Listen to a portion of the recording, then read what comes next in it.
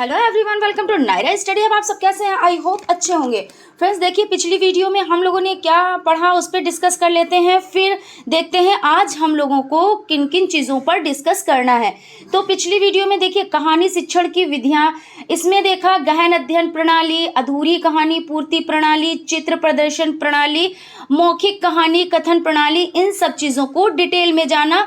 उसके बाद कविता शिक्षण की विशेषताएं, इसमें देखा रसानुभूति देखा और सत्यम शिवम एवं सुंदरम की भावना को जाना। उसके बाद कविता शिक्षण के उद्देश्य को देखा, कविताओं के प्रकारों को देखा और भी चीज़ों को हम लोगों ने डिटेल में जाना। और देखिए बाल गीत और नाट्य विधि को समझा, अभिनय प्रणाली को जाना, है ना, कि बच्चों को किस तरह से सिखाया जाए।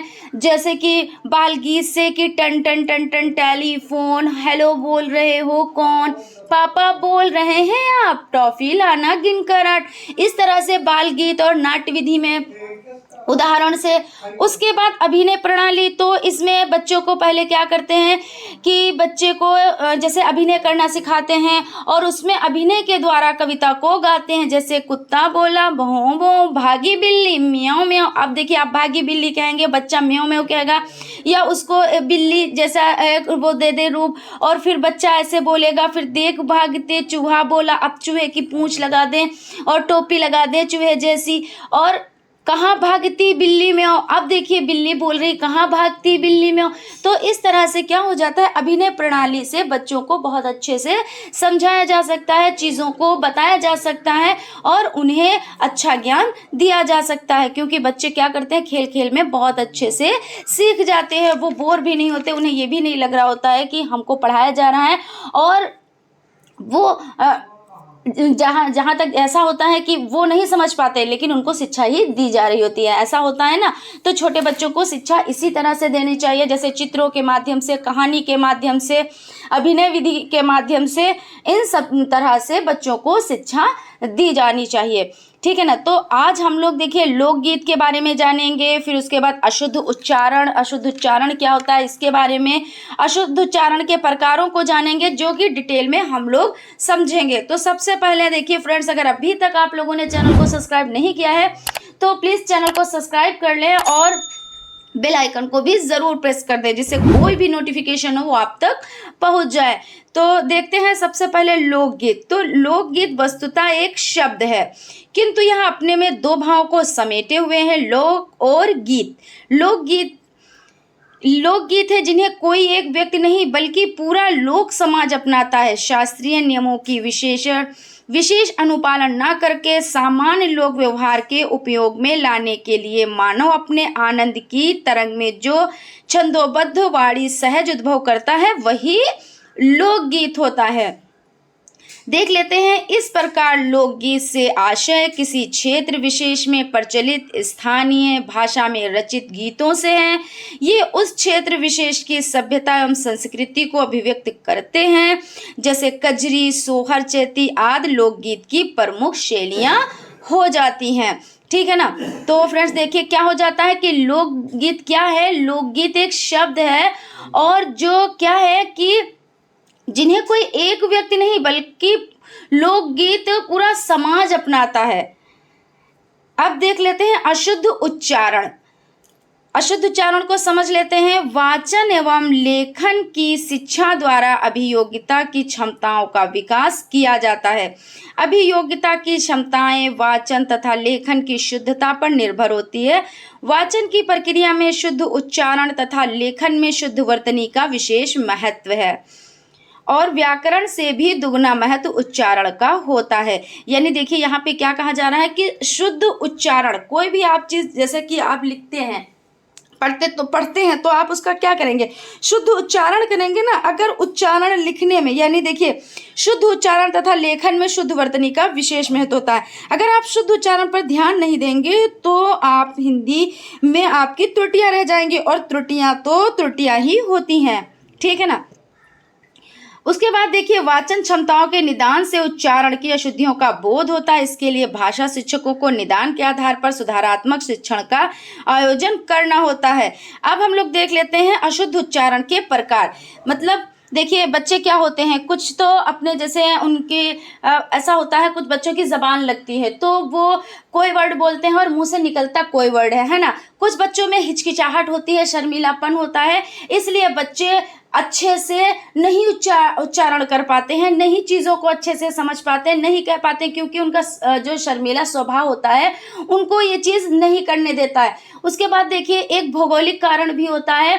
भौगोलिक कारण का मतलब ये होता है जहाँ पे वो रह रहा है वहाँ की जो भाषा होती है ना, तो उसमें जैसे कहीं कहीं पे देखिए रा को रा बोला जाता है ना, और भी कुछ ऐसे वर्ड होते हैं जो वहाँ पे यूज़ किए जाते हैं, लेकिन वो लिखित में वो गलत होते हैं, लेकिन वहाँ की वो कहते नहीं भौगोलिकता है, तो वहाँ पे वो उस तरह से यूज़ किए जाते हैं वर्ड। तो आज हम लोग जान लेते हैं जो अशुद्ध उच्चारण है उनके प्रकार कितने हैं और कौन कौन से प्रकार है और कहाँ कहाँ पर त्रुटियां होती हैं।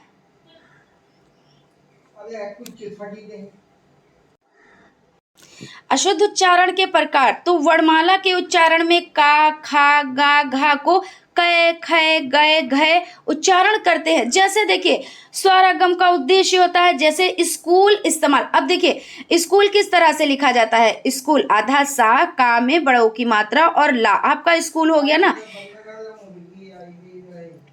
उसके बाद देखिए इस्तेमाल, तो इस्तेमाल इस तरह से लिखा जाता है, लेकिन कहीं कहीं पर इस तरह से भी लिख दिया जाता है, तो ये चीज़ गलत होती है। कुछ बच्चे इस तरह से भी लिख देते हैं कि इस निकल रहा है, तो और इस तरह से नहीं लिखना चाहिए, ये दोष होता है। उसके बाद देख लेते हैं स्वर भक्ति का दोष, जैसे श्री को श्री तथा प्रताप को प्रताप कहते हैं। अब देखिए श्री तो इस तरह से लिखा जाता है, लेकिन कुछ बच्चे इसको श्री इस तरह से लिख देते हैं।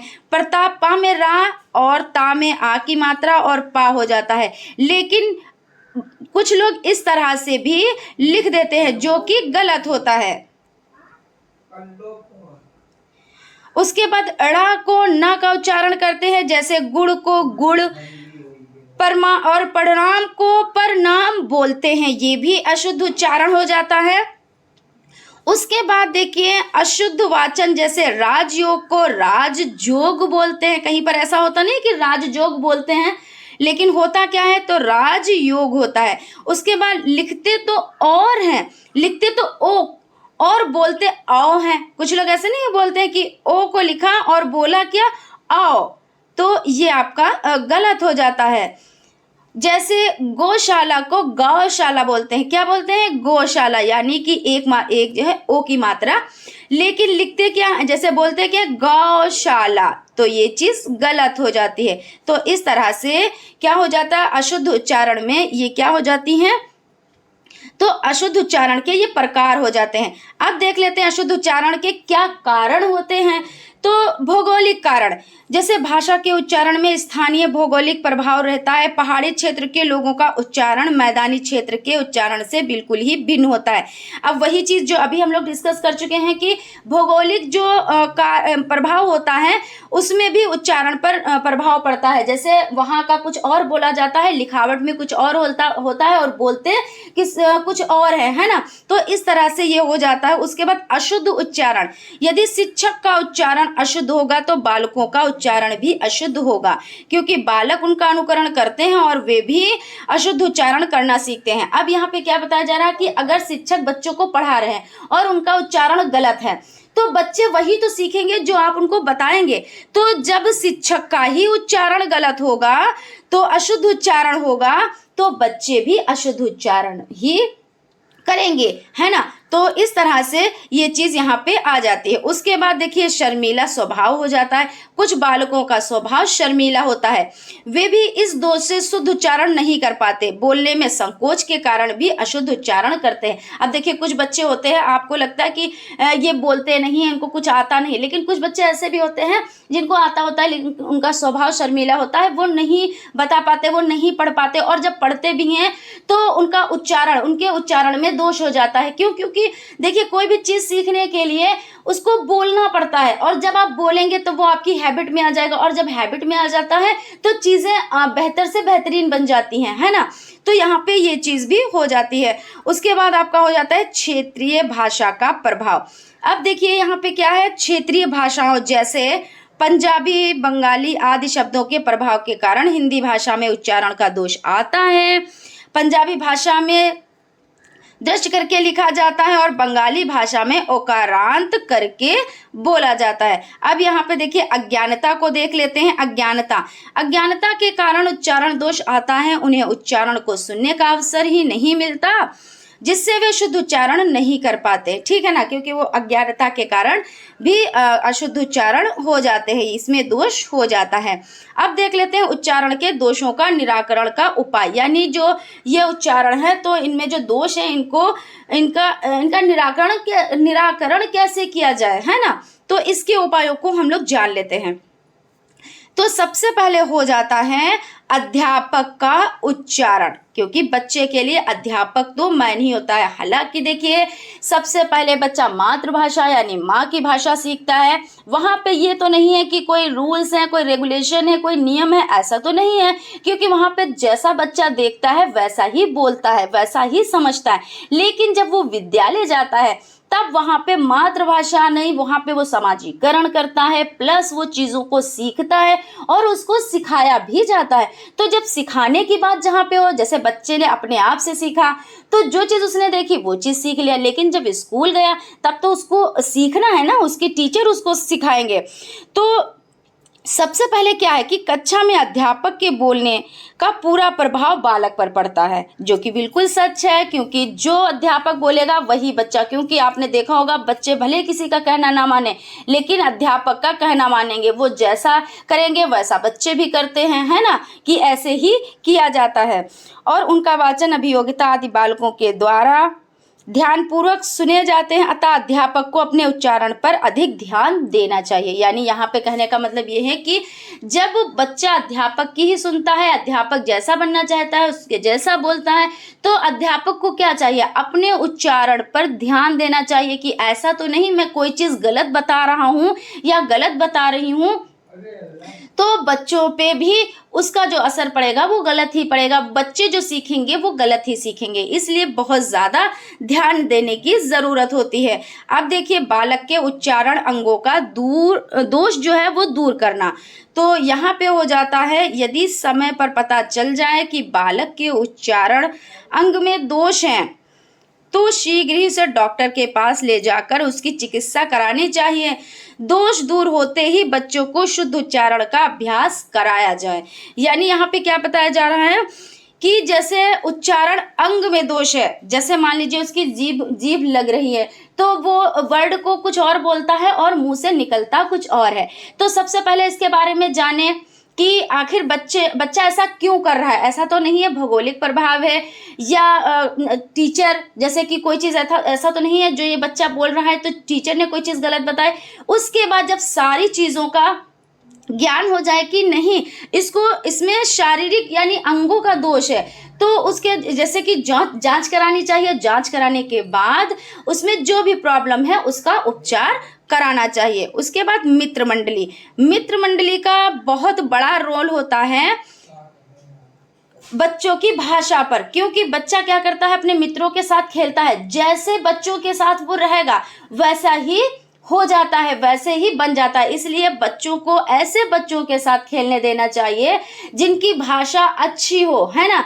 और ये नहीं कि बच्चे अपशब्द का यूज कर रहे हैं तो बच्चा क्या करेगा, अभी आप खेलने भेज दीजिए बाहर बच्चों को और थोड़ी देर में जब बच्चे आए और ऐसे बच्चों के साथ वो खेल कर आए हो जो विद्यालय नहीं जाते हो और अपशब्द बोलते हो, वो आपका जो बच्चा है आपने उसको कितना भी ट्रेंड कर रखा है कि आपको ऐसा नहीं करना ऐसा नहीं करना, लेकिन वो आएगा तो वो वही भाषा यूज करेगा, क्योंकि वो तो ये जान रहा है ना हमारे दोस्त बोलते हैं हम भी बोलेंगे। तो इसलिए बच्चों को ऐसे बच्चों के साथ नहीं रखना चाहिए, नहीं खेलने देना चाहिए जिससे बच्चे की भाषा में इस तरह का फर्क पड़े, ठीक है ना। तो अतः यह प्रयास करना चाहिए कि बालक ऐसे लोगों के साथ रहे जो शुद्ध उच्चारण कर सके। उनको ऐसे लोगों के संपर्क में रखिए जिससे उसका कुछ ज्ञान बढ़े, उसकी भाषा अच्छी हो, ठीक है ना। अब उसके बाद देख लेते हैं उच्चारण स्थानों का ज्ञान कराना, यानी ध्वनियों का उच्चारण करने में मुख के हर अव्यय का अपना महत्व होता है। उच्चारण स्थान के गलत प्रयोग से ध्वनि अशुद्ध हो जाती है। यानी क्या कह रहे हैं कि उच्चारण करने में मुख के हर अव्यय का अपना महत्व होता है। उच्चारण स्थान के गलत प्रयोग से ध्वनि अशुद्ध हो जाती है। जैसे कंठ से हमारा क्या निकलता, का, खा, गा, घा, है ना, अड़ा, इस तरह से क्या देखो, जैसे ओष्ठ से तो पा, फा, बा, भा, मा, इस तरह से वर्ड निकलते हैं। अब इन वर्डों का हमको इसी तरह से यूज़ करना होता है। ऐसा नहीं है कोई जब हम वाक्य बोल रहे हों तो जैसे कहीं पे ना निकलना है तो उसको निकाल नहीं, ना नहीं निकलना है तो बहुत लोग देखो नाक से वर्ड बोलते हैं, ऐसा लगता है कि ये नाक से बोल रहे हैं, क्योंकि हर जगह तो अनुनासिक और अनुस्वार का प्रयोग नहीं किया जाता है ना, लेकिन कुछ लोग करते हैं। तो यानी क्या है, उच्चारण दोष है ना। तो ये उच्चारण दोष का एक प्रकार ही हो जाता है इस तरह से। तो फ्रेंड्स देखिए, आज हम लोगों ने किसके बारे में चर्चा की है, तो आज हम लोगों ने देखिए, पहले हम लोगों ने जब क्या चीज़ पढ़ी थी, हम लोगों ने जैसे कविता काव्य शिक्षण की विधियां पढ़ी थी और इसमें अभिनय प्रणाली पढ़ी थी, इन सब चीज़ों के बारे में पढ़ा था। तो लोकगीत आपका रह गया था, तो हमने आज कंप्लीट करा दिया। उसके बाद अशुद्ध उच्चारण को देखा कि अशुद्ध उच्चारण क्या होते हैं, कैसे होते हैं, इनके प्रकार क्या हैं, है ना। और देखिए प्रकारों को देखा, उसके बाद कारणों को जाना कि किन कारणों से ऐसा होता है। उसके बाद निराकरण को भी देखा, यानी कि अगर कोई बच्चा अशुद्ध उच्चारण करता है तो पहले उसको ये देखना चाहिए कि उसका जो संग है, यानी जो जिसके साथ बच्चा खेल रहा है वो बच्चे कैसे हैं, और टीचर का बहुत बड़ा रोल होता है, ये भी आप लोगों ने जाना। और कुछ बच्चों में अंग जैसे कि दोष होता है ना, अंग दोष होता है, तो उसको भी ध्यान में रखना चाहिए, और अगर ऐसा कुछ है तो इलाज कराना चाहिए, है ना। तो इन सब चीज़ों के बारे में हम लोगों ने डिटेल में जाना। आई होप आप लोगों को क्लास अच्छी लगी होगी। अगर क्लास अच्छी लगी तो प्लीज़ एक लाइक ज़रूर कर दीजिएगा। अगर अभी तक आप लोगों ने चैनल को सब्सक्राइब नहीं किया है तो चैनल को सब्सक्राइब कर दें और बेल आइकन को भी ज़रूर प्रेस कर दें, जिससे कोई भी नोटिफिकेशन हो वो आप तक पहुंच जाए। तो मिलते हैं फ्रेंड्स नेक्स्ट क्लास में, तब तक आप लोग अपना ख्याल रखें। Thank you.